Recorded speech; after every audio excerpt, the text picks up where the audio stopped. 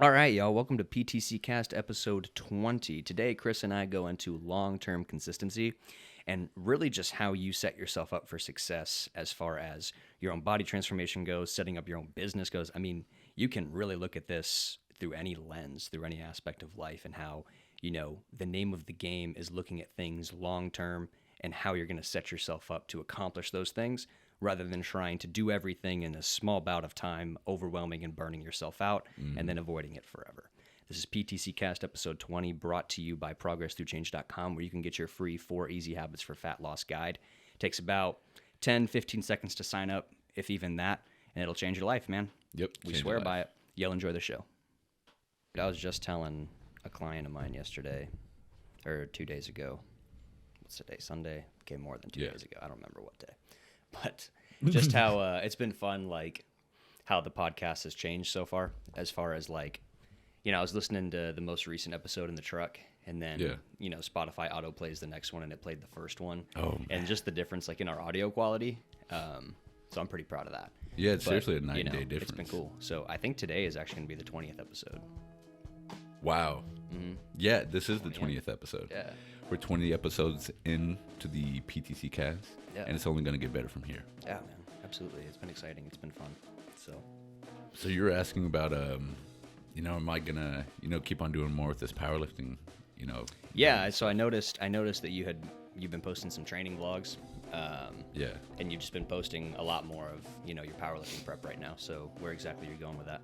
Well, I figured if I have, this expensive ass camera yeah, and these expensive mics and all of this stuff, I might as well do something with it. And I figured it would also be fun to just document my prep up to this powerlifting meet that I have in March 26th, not 27th. Okay. And I just wanted to try something new, and I'm not putting too much pressure on it. I'm just doing what I can manage right now. Trying to have some fun with it. Yeah, exactly, and just get better with it just every episode. I've been getting feedback from a lot of people watching it. That's awesome. I say a lot, only a couple people that have watched it. Yeah, but it's always nice to hear back, Yeah, man. Sometimes I feel like my social media posts or even the PTC Cast, sometimes I feel like I'm talking into a dark room with nobody there. And so, when somebody does like mention like, hey, I heard you say that on the podcast, or you know what I mean? Like it's a good feeling. Yeah, it was very gratifying. It's like, okay, well, even if this isn't, huge, at least it's going in the right direction. Somebody's listening, somebody's getting something out of it. So and I was looking at my YouTube video watch time, and it's at like 6.7 hours. And again, I'm sure that's not a lot in the big scheme of things, but just to think that people have taken 6.7 hours out of their time to watch what I'm posting. Yeah. I don't know. That's kind of cool. It's a cool feeling. Yeah. So tomorrow I'm actually going to be posting episode 3, which will be the deadlifts that I did the week before last week. Okay. Because it's all, 1 week behind. And it's just going to be about my powerlifting stuff. And since I've been posting more, actually, there's this brand called Gasp.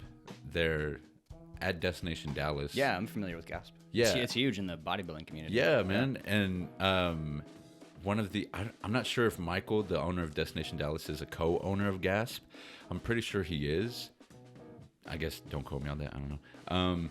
But he saw that, I was wearing his shirt on one of the squat videos that Gasp posted.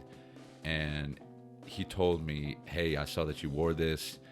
I just want you to know, like, if you want to take this somewhere, then it's up to you to take it somewhere. And, if you ever want to go in the back and get, whatever you need for videos, for posting stuff, you're more than welcome to just grab what you need and, post with it. And I was like, okay. So, this is just like the start of this content stuff. And that's I don't awesome. know, like I'm already building momentum. Yeah, that seems like a great relationship to have. Yeah. So, the next 2 days later, I went back there and I grabbed a tank top for my next video, and they asked if I wanted to sign up for an ambassador thing. So I'm going to do that on top of getting the free content or the free apparel. And yeah, I'm gonna just like create a plan for just building this slowly. Yeah. Because I know I told you, for my New Year's resolution, I just want everything to go slow. Yeah. So that I can actually maintain it for a long ass time instead of putting a huge burden on my shoulders and expecting myself to, just blow make out a of the change water like immediate. that. Yeah. It's funny that you said that, man, because I've actually been overwhelming myself a little bit recently. I took a trip 2 weekends ago, and Brianna and I are taking another trip this weekend, and I really don't travel like that. I really don't vacation like that. And so, I was working Friday, and I wrote down like everything I was going to do for the day. And I usually have a pretty hefty list of my to-do lists as it goes, but it was like double what I usually put on there. Really? Yeah, man. And it was just because I think I was trying to, make up lost time or make up time that I wasn't working, I guess I should say. Yeah. But no, to your point, it's like, I think we all do that. I think we all put that burden on our shoulder to try to do all of it all at once. And, realistically, you just have to check your boxes every day, man. You just have to do your daily habits of, the things that are going to get you there. So just like the fat loss, right? It's like, if you make a video a week, that's huge. But if you try to make 10 videos in a week, you're going to burn out like that. You know what I mean? Like that, So, man. yeah. And then, and it's, I don't know, it becomes overwhelming. Like, you may be motivated, at that. And that's actually one of the big concepts that I've been thinking about is, I do feel good today. And like, I feel fantastic. And I feel like I could do, quadruple the work that I usually do. But, is it a good idea to plan for that tomorrow and the next day and the next day? Well, maybe not, because what happens when, you do get a setback and, you are unmotivated and, you're just going to feel overwhelmed and discouraged, and you're going to start questioning, well, am I even good enough to do this?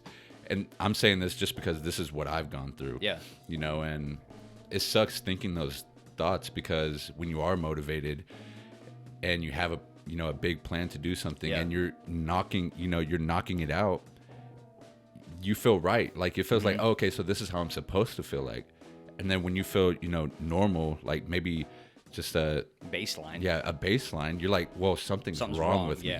Yeah, like, oh, I'm a lazy motherfucker. Oh, I'm not disciplined. I'm not determined or persistent. And all those like negative thoughts just like build up on each other, and then you stop doing, you stop showing up on the little things. Right.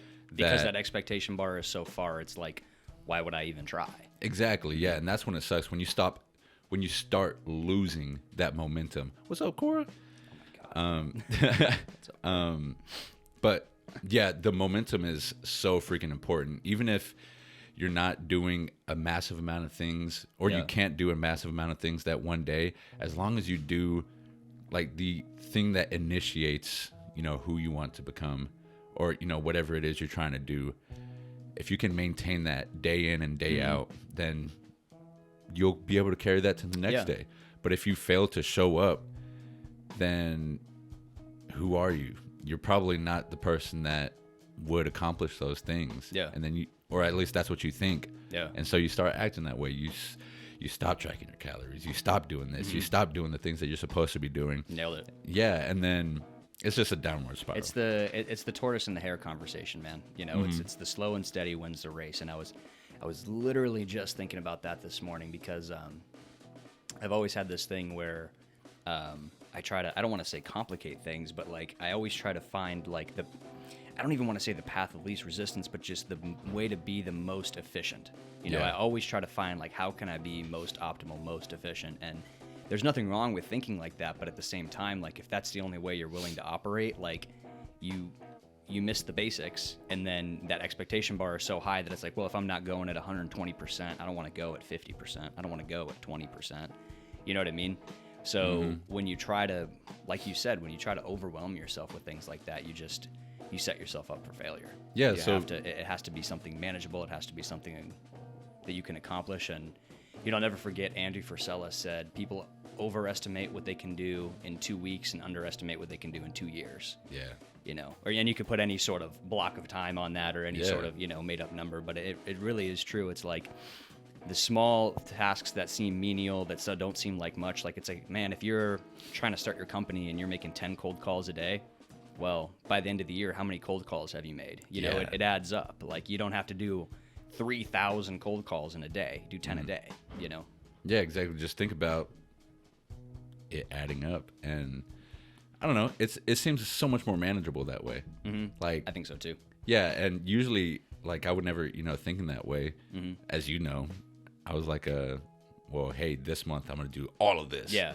Pedal to the metal. Yeah, but yeah, what happens is you either do it or you don't. And then when you don't, it's like, well, hey, yeah, it's just ruined. And Yeah. you no longer are able to set your baseline higher. Yeah. Like when you're doing day in and day out, the things that you need to do to show up, your baseline, and you get comfortable with doing that over, let's say, 3 months, your baseline is no longer here. It's now here. Right. So maybe in the beginning, tracking your calories and not eating French fries does take work, and that's the maintenance work to show up, right? Well, let's say 3 months down the road, or however, let's just say 3 months down the road, that's no longer something that you have to think about. That's no longer that's like kind of conscious behind thought. Yeah, exactly. Yeah. So now your baseline is here. Yeah. And you can add on to your goals and just become better, and boom, boom, boom. But it took that time for that thing to become easy, for that thing to become simple. Yeah, what exactly. I mean? Yeah. And it's because you just took that step instead of trying to take the same step of whatever, no soda, no fast food. You know what I mean? So it's like when you can keep that baseline as something that you can consistently handle, that you can build that confidence on, that you can have those small victories just over and over again, then it's a no-brainer. And then that's when you take that next step, like you were saying. Then you go into, okay, let's go no soda, and then you go into, okay, let's go no fast food, let's go no chips, let's break it down a little bit farther over time. But you can apply that to anything. Like with your, if you were to take someone who's never powerlifted before, it's like, all right, man, well, we've got to learn how to squat, bench, and deadlift. And if those are the main things we're focusing on, like, we don't really need to be spending our time with like snatches or whatever other random exercise. Yeah. And not to say accessories are bad, but all that to say, like, here's our meat and potatoes. Let's get really good at the meat and potatoes, and then we can add the other stuff. Yeah, so then just we can worry about the other things. So it would be finding out maybe what those showing up things would be like for powerlifting. It would be, improving your squat, bench, and deadlift. So, yeah, just finding out what those maintenance things that you need to do day in, day out, and just sticking with them. Yeah. Like one thing that I started doing is just building routines around the things that I want to improve. Oh, yeah. And yeah, when they're consistent and like predictable, that's when it's so freaking awesome and so like easy to build momentum, because you're doing the same, the same shit day in and day out. And it may sound like it could get like boring. Yeah. But it really isn't, because you start doing those things faster, quicker, and you learn more, you make them more, efficient, and, you can add on to them and just, I don't know, they're really cool. And it feels cool to be able to control, parts of your day. And I personally find them calming. Like, I find them meditative. Like, I've really nailed my morning and nightly routine recently. And it's one of those things that I find it calming to go through the process, but it saves me so much time, man. Like, and I can use that time to maybe sleep a little longer. I've snuck in 2 more workouts in my split right now, so I went up to a 6-day training split, which I haven't done in a few years, man. But I've been excited about that. But 2 of those workouts are just 30-minute workouts, and they happen on Monday, Wednesday, first thing in the morning before I go to work. Because I'm like, all right, well, I can knock out a quick 30 minutes in the garage. There's no reason I can't, because I've really nailed those morning routines recently, so I've been able to find that time.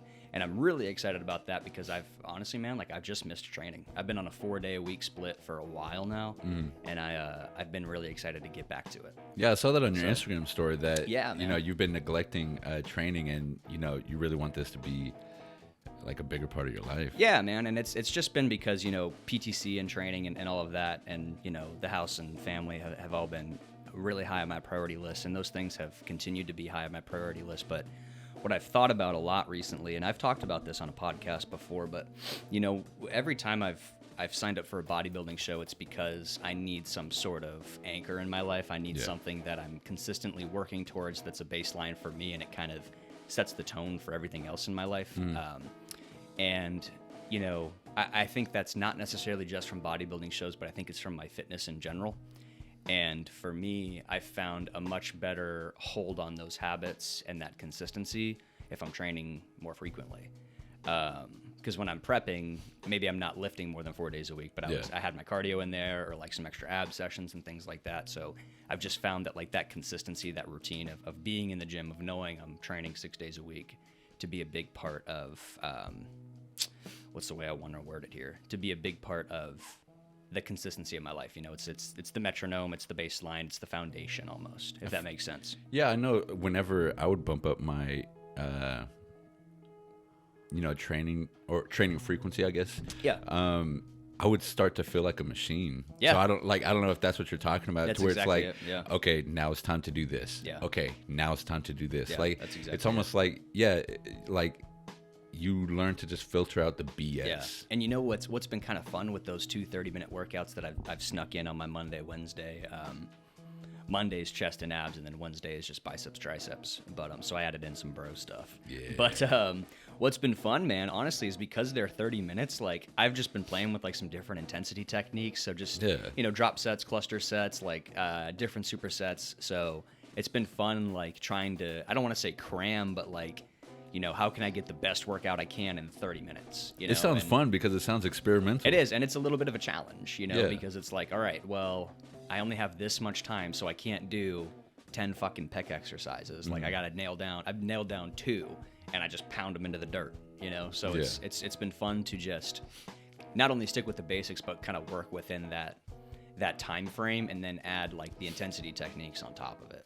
So it's really been a blast. Isn't that so funny how we, we've trained for, over 10 years, whether even if it's just, PE And you still or get all something. like hyped up about it. Yeah, and not only that, but just little tweaks can make us like so excited. Mm-hmm. Like you just add in the 30-minute workouts and start fluctuating the intensity. Oh yeah. And I can see you're excited. I'm a little about wired this. up about it. Yeah. Yeah, for and sure. that, I don't know, that's so cool when it comes to training. Like literally the possibilities feel endless. Yeah. I mean, once you conquer one area, there's like 50 other areas that you can go, and then like 100 sub categories in there. And I don't know, training is so cool, man. Yeah. You know what I found is every one of my clients, like ever, that I've worked with for, I'll say, at least a couple of months, we always find some exercise that people like really attach to, and I try to build on it. For like a lot of the times for women, it's like a leg press or trap bar deadlift, because they want to feel like strong and capable and powerful. And for guys, like younger guys, it's like a certain bicep variation that they can connect to really well. Or like it's their dumbbell press or their pull up or something. But we all have like an exercise or something we get excited about. Something that it's like, okay, I've gotten pretty good at that. I want to keep getting good at that.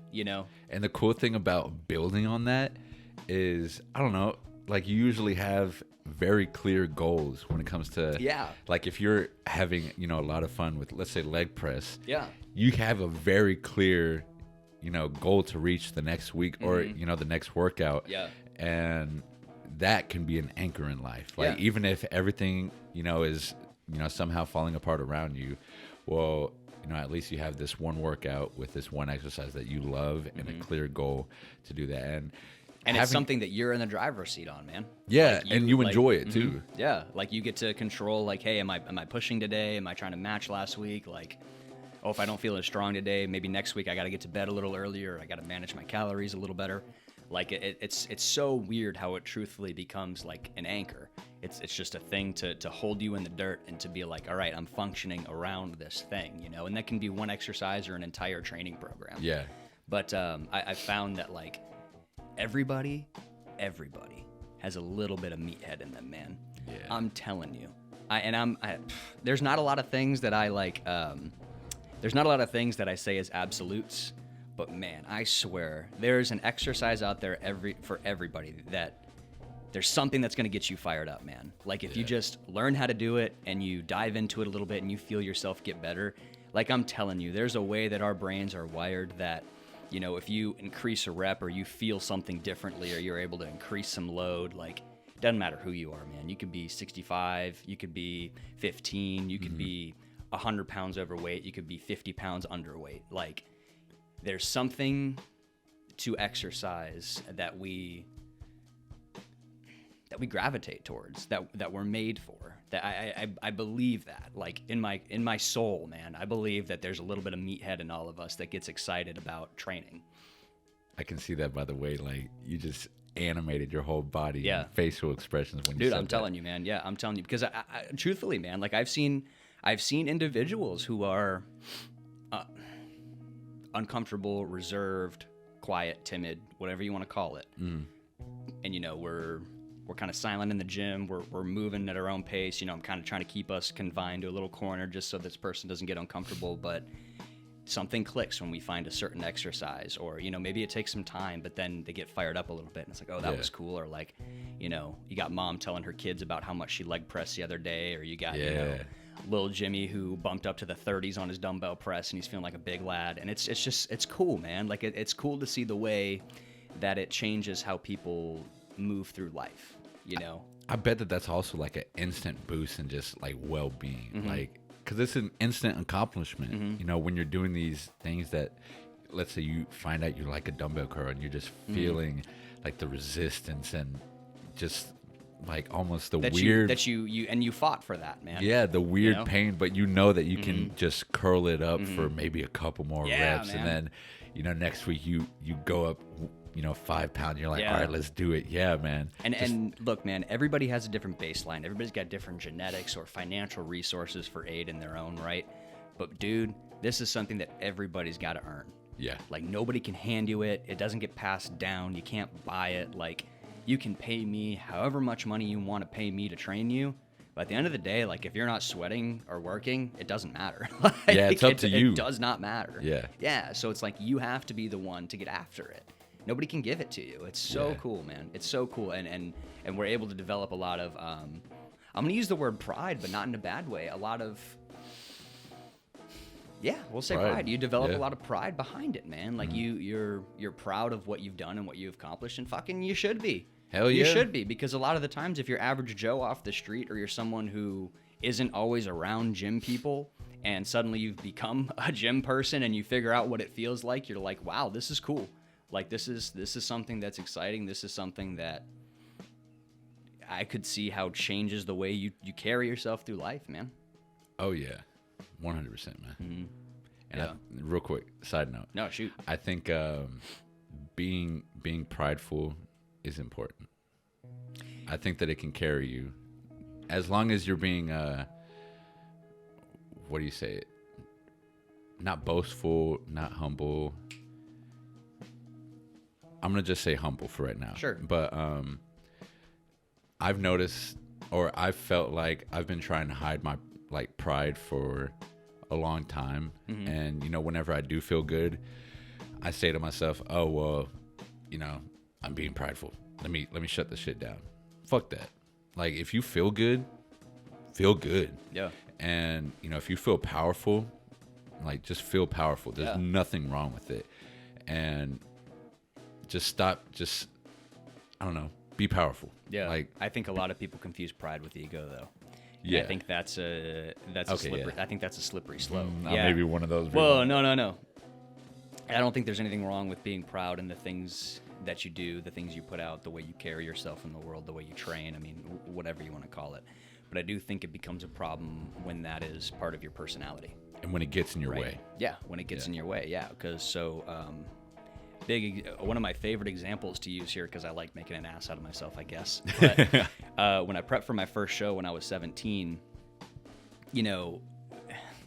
and this can be from a lot of different avenues, man. Like maybe just not having an honest assessment of myself and not having anyone around me to hold me accountable.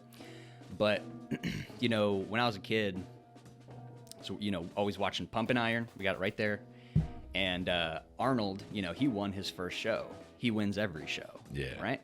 And I mean, you hear all these stories about these bodybuilders like winning their first show and it's a cakewalk and they've always been a champion and, the whole 9 yards. And so, man, I remember all of my junior year of high school. I prepped for this show, or the second half of my junior year of high school, I was prepping for this show, man. And I remember just telling everybody. Yeah. Like, no, I'm going to be that guy. When that day comes, like, I'm going to be first place. Like, y'all watch. Y'all watch, man. Sixth of six, bro. Oh, Sixth shit. of six. Yeah. And it's just it's that ego, man. It's like if you let it get in your own way, like it'll stomp you. Because I guarantee you, like looking at that lineup of a teenage class, had I been a little more uncomfortable, had I been a little less cocky and egotistical, I would have maybe not placed better, but at least looked a little better. Yeah, 100%. So I think that in that case, that was something that had gotten in my way. You don't just deserve the best of the best. You have to be the best of the best if you want the best of the best. Yeah. And that includes like every aspect of your life. Yeah. If you want, to be lean as shit, but you don't want to, diet, like disciplined as shit, or however you need to do it, then guess what? You're not the person that's gonna be lean. Yeah, and bro, I was working at Starbucks at the time. And I probably owe Starbucks a lot of money because first of all, sometimes I was just handing out drinks because it took a second to like ring it up, and I'd rather just help the person get them out. So I was handing out a lot of drinks. You're one of those people. I was Sorry, one of those Starbucks. people. Yeah, bro. I was like, nah, bro, take your drink. It's cool. It's on the house. Sure. I didn't run it up, but I also had this fucking terrible habit, man. Of they had these like lemon bread things. I would eat the icing off the top and throw the rest away. Come on, like bro. a real asshole. You want to be a bodybuilder? Yeah, You're just man. licking And dude, icing? and I'm like in prep, just fucking going away. That was during prep? Yeah, dude. Yeah. And I'm just telling everybody in my high school classes, at work, like, yeah, I'm prepping for this show right now, fucking licking my fingers off. And yeah, bro, I'm gonna pull home the gold, man. Like, it's just a joke, And the second show rolls around, and by the way, like I do not have a very like I'm not trying to hype up like my bodybuilding or anything like that. Like I'm a very like for fun bodybuilder is what I'll say. Yeah. But anyways, second show rolls around a few years later, and my big thing, man, was like I could not care less about who showed up or how I placed. Yeah. Like it did not matter. It was you versus And I mean, you remember standing on the Stairmaster next to me while I was pounding cardio. Like you remember, like I mean, so.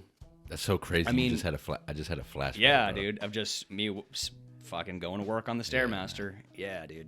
But anyways, all that to say, I wasn't saying a word to anybody. I don't think I even told people I was prepping until I was like 12 or 14 weeks out or something like that. But I got first to 4. And what was cool was it was awesome, and I got the little trophy thing that's sitting there and everything. It was so much more about the process that it was a blast, man. And learning to become process-oriented like that rather than outcome-oriented, meaning just going for the gold, like at the last show, man, being in the open class, or open for my weight class, whatever you want to call it.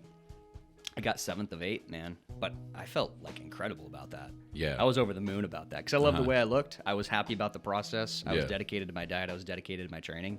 And that day I just wasn't that guy. Yeah. But I think all of that to really circle back and condense into, I think when you drive by your ego, you become a little bit outcome oriented. Yes. When you drive by your pride and your ego, you're like, what am I getting out of this? What am I presenting for this? No, this is me and who I am, But when it's process oriented, it's like, no, I do this because I like the way it makes me feel. I like I like who I am when I'm doing it. Does that make sense? It does. So when someone sets a fat loss goal of 50 pounds, that's incredible. And I'm excited by it, man. But what happens when you get to that 50 pounds? Yeah. If you're not process oriented, you fucking gain 50 pounds back.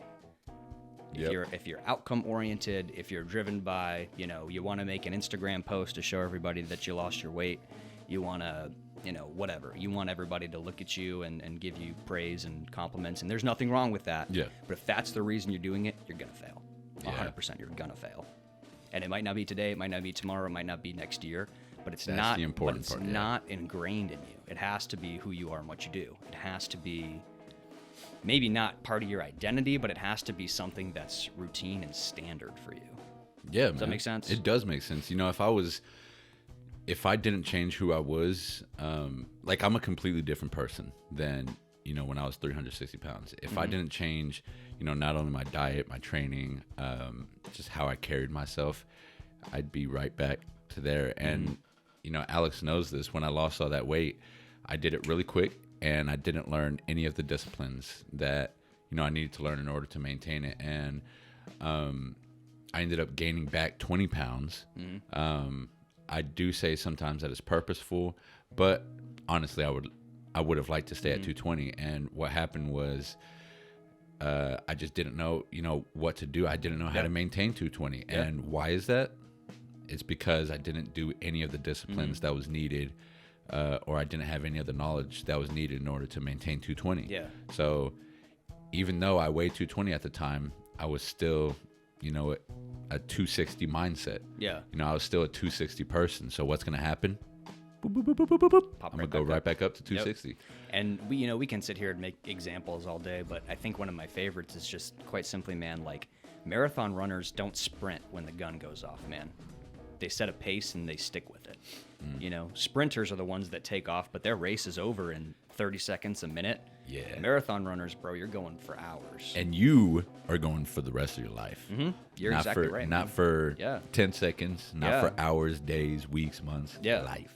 And I have that conversation with clients all the time, man. And it could be, for whatever reason, but I like to bring it up a lot like, hey, sorry, man, but you get to do this forever, dude. Like, you better learn how to like this. And I'm not saying you have to diet forever. I'm not saying you have to be in a calorie deficit forever. I'm not saying you even have to resistance train forever. But I am saying that your health and wellness has to be something that you pay attention to for the rest of your life. You don't get to do it once. You don't get there, check the box, and then never do it again. It's not like a one-time goal thing. It's a forever thing, man. And like we talked about, it can climb down the totem pole a little bit. It doesn't maybe need to be a number one priority, but it's something that's going to live on your radar forever if you want it to be a part of you. If you want that, it has to exist indefinitely. Not only that, if you're lucky enough to actually be able to manipulate that, take advantage of it. There's a lot of hardworking moms that are working 16, 18 hours a day. They can't focus on their 3 kids. Yeah, man. Yeah, man. And if you're fortunate enough to, actually put, 30 minutes, 3 times a week into, your diet and training, then guess what? It's not that you have to do it. It's you get to. Yeah. So just remember that. I want to give a quick shout out to my client, Bethany, man. She has 3 kids under the age of 4. Wow. 3 kids under the age of 4. Bro, we train every Tuesday, Thursday. And I made a post the other day just about, not taking your working out too seriously and, trying to enjoy it and everything. And I said something like, dance between sets, like play your favorite song, like get after it a little bit. And she was like, for me, it's change a diaper, keep the dogs from killing each other. Like, so the joke was just like, she had like 50,000 things going on, but she's still getting after it. Like, and in the middle of the training session, I'm holding 2 kids. You know what I mean? Wow. So it's just like, and all day she could have made the excuse of like, oh, I can't the kids, or I can't because this and I can't because that. And there's a lot of people who do and that. that's just one example, man. But it's like we're always going to have responsibilities. We're always going to have excuses why we can't. We're always going to have reasons and things. But it's like, are you going to do it or not? That's really what it comes down to, man. Like, is it important enough for you to do? Great. If it's not, okay, maybe it will be next week. I hope. Hopefully. Good luck. So if Bethany can do it, you can too. Anybody can do it, man. Anybody can do it. Damn, let's wrap this one up there. Thank you all for listening.